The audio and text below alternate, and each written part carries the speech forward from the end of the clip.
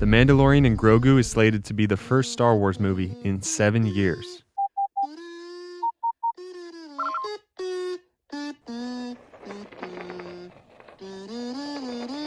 Since it was originally planned to be the 4th season of the TV show, it has the lowest budget out of any of Disney's Star Wars movies. But don't worry, the marketing makes it clear that Disney wants to remind you what you love about Star Wars. Remember the Mandalorian and his ship that exploded? I guess it got better. Remember Baby Yoda? Remember this little guy? Remember spaceships and stormtroopers and lasers? Remember Star Wars? But I can't help but remember the other times when Star Wars returned to theaters after a long hiatus. I remember when The Force Awakens shattered records on YouTube and then broke the record for ticket pre-sales. In 2015, hundreds of thousands of people dipped out of work or school to go see the premiere of Episode 7. I might die when I watch this movie. Star Wars was back, and the whole world stopped for it. Some of you may remember 1999, when there were practically riots in the aisles of Toys R Us the moment they first put a Darth Maul figure on the shelf. What do you expect? It's the best movie of the century. People bought tickets to other movies just to see the Phantom Menace trailer. News outlets at the time claimed 2.2 million people missed work to go see Episode 1. This is a huge deal for me. I was sick from school today. It's been 7 years since the last Star Wars movie. But in 2026, no one is calling out sick to go see The Mandalorian and Grogu. These were some of the most anticipated and profitable movies of all time. This Mandalorian movie won't even crack the top 5 in 2026. There's no hype. There's no anticipation. How did this happen? So this is a big thing. I mean, we've been waiting a long time. It's time to get back into it. It's the event of the whole thing. For the general movie-going public, the appeal of Star Wars has always been a balance of 2 core tenets. First of all, it was always an event, a spectacle that redefined what movies could look like. From the model work of 1977 to the CGI wizardry of 1999, there's always the promise of something you've never seen before. Yet, at the same time, it's familiar. It's nostalgic. It makes you feel like a kid again. It's like an old-fashioned cowboy movie set in space with mind-boggling special effects, you know?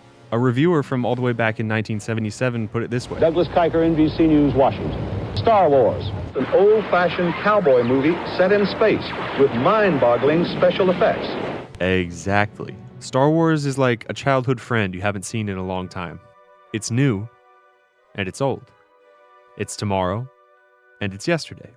I'd say Disney understood and took advantage of these 2 core tenets better than anyone else. There's a reason they spent $4 billion to get Star Wars. Once they had the keys, they went full throttle on the nostalgia and greenlit an overwhelming number of movies. The only thing that scares me more than Babu Frick is online threats. There's a lot of scary stuff out there, like sneaky Wi-Fi networks harvesting your data, phishing links that look way too real, passwords getting leaked out to who knows where, DDoS attacks where someone can slow down your internet. There's malware, there's malvertising, there's ransomware. It's good to have someone in your corner for a change. That's why today's video partner is NordVPN. A VPN masks your IP address on the internet. NordVPN Threat Protection Pro does that and a lot more. It protects your data, blocks malware and sketchy websites. It can even check to see if your passwords have been leaked onto hacker forums. It's a great tool to protect yourself and keep connecting to your favorite platforms if you ever connect to public Wi-Fi, if you travel, if you download lots of files, or really if you ever use the internet at all. You don't have to be a genius coder to protect yourself from hackers. NordVPN works in the background. So you can become safer online with a single click. If you want to try one of the plans for yourself, go to nordvpn.com/pyramidpeak. If you get the 2-year plan, you'll get 4 bonus months on top of that. That's the best price available, and you can only get it from creators. The best part is if you don't like the product, you can get your money back within 30 days of your purchase date. So that's nordvpn.com/pyramidpeak. One more time, nordvpn.com/pyramidpeak. Thanks to NordVPN for partnering with me for today's video, and let's get back to talking about what happened to Star Wars. Disney poisoned what made Star Wars special by flooding the market and squeezing every last dollar out of it. In 2015, they rushed Star Wars Return to theaters, and they liked what they got in return, so they kept pushing. 5 movies in 5 years. They wanted to replicate Marvel's strategy of making a new movie every time you blinked. For whatever reason, you may have your own theory, it didn't work. When their movies stopped being so profitable, they switched to TV. 21 seasons of Star Wars television have been released since the last Star Wars movie. 21 seasons, 227 episodes of television in 5 years, mostly of middling to low quality with a few great entries. A lot of that is required viewing to understand this upcoming movie. So if Disney wants to figure out why people aren't excited for the Mandalorian movie, they can start by scrolling through Disney+. It's like 1977. I haven't felt this since 1977. Star Wars' other returns to theaters came at a time when people were desperate to see another entry in the story. Nerds camped out for days and dressed up for the occasion. They got married in line outside the theaters. I had a friend who said when he saw the trailer for Episode 7 and that Lucasfilm logo first faded onto the screen, he started literally drooling. But the novelty's gone. People have had no shortage of Star Wars in the last 10 years, and they've generally left disappointed. Star Wars has also always been an event because of its legendary special effects. For every entry in those original 6 films, Lucasfilm and Industrial Light and Magic pushed the boundaries of filmmaking to give Star Wars its trademark spectacle. But most of Lucasfilm and ILM's recent technological innovations end up making the universe feel smaller. Whether that's the sort of soundstage inside a snow globe feel from the scenes filmed in the volume, or the facial recreation technology that doesn't really accomplish much besides another way to say, hey, remember this guy?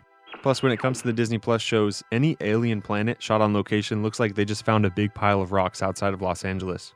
Star Wars used to take you to another galaxy. Now it can't even get you out of LA County. It feels cheap.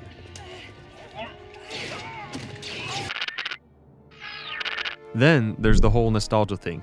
Disney did not invent the nostalgia-driven marketing and the fan service that dominates modern Star Wars. Far from it. Even the first Star Wars was built on nostalgia. George Lucas was trying to evoke the adventures of Flash Gordon and Buck Rogers he watched as a kid. Return of the Jedi even has nostalgic callbacks to the first Star Wars movie, and it came out only a few years later. In the case of the prequels, the marketing and aesthetics often utilize nostalgia, but the actual stories generally did their own thing, besides some moments of fan service sprinkled throughout. So nostalgia has always been a part of Star Wars identity, but under Disney, it became the whole identity. When Disney got their hands on the franchise, they turned the nostalgia knob to 11. It was less, where does Han Solo go from here, and more, remember Han Solo? Remember the Empire? Remember lightsabers? Remember the Death Star? AT-ATs? Remember the Cantina? Remember Lightspeed? Remember Lando? Remember the other Death Star? Remember Yoda? Remember when you were a kid and the world felt big and exciting and you could do anything you wanted with your life? That feeling is for sale. So it's not a surprise that they're using the same strategy for the Mandalorian movie. They'll show you the same characters in the same situations. They'll even walk back all the story changes and reset things to just how you remember them. The marketing is nostalgia. The music is nostalgia. The cameos are nostalgia. But what happens when you've already cashed in all those childhood feelings and there's nothing left to sell? Disney has run out of nostalgia, so the product feels hollow and a little desperate.